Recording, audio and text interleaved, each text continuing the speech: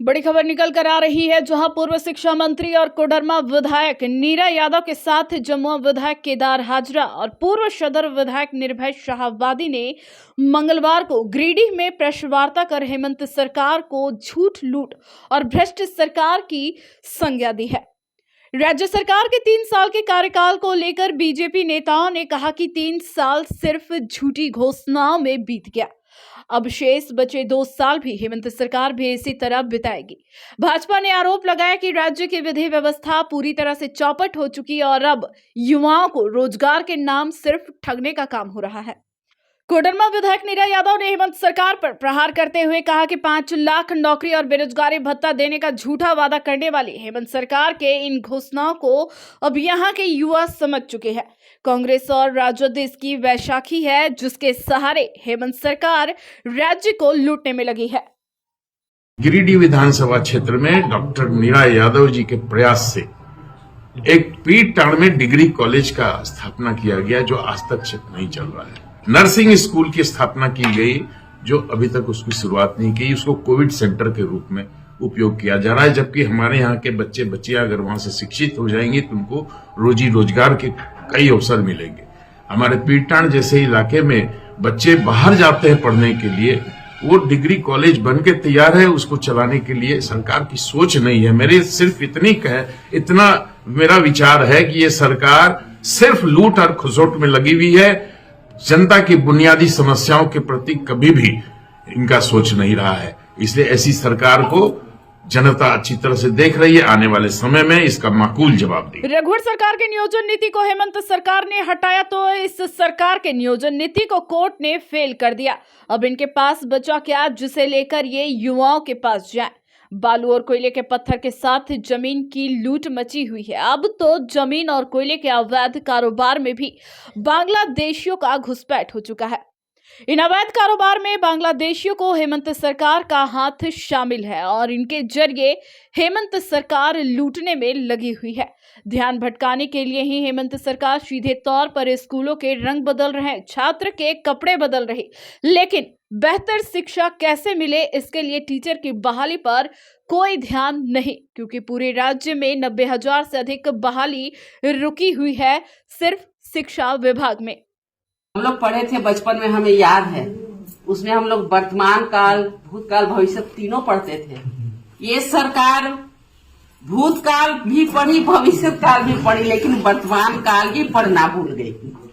इसलिए आप देखे होंगे कि हर चीज में करेंगे, जाएंगे, करने वाले हैं, सिर्फ भविष्य की बात करते, या तो जो भूतकाल में हुआ है उसके बारे में चर्चा करती है, वर्तमान की बात ही नहीं। अब कौन शिक्षक, कौन स्कूल में पढ़े, पूछना पड़ेगा, भाई आपके यहाँ 3 काल नहीं था क्या, वर्तमान काल कहाँ चला गया।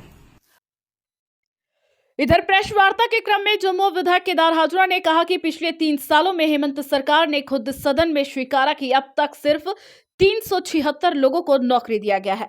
ऐसे में हालात समझे जा सकते हैं। जमुआ विधायक ने कहा कि हेमंत सरकार में पूरे राज्य को लव जिहाद की साजिश में धकेला जा रहा है, क्योंकि विधि व्यवस्था फेल है और बेटियों के साथ अत्याचार भी हो रहा है।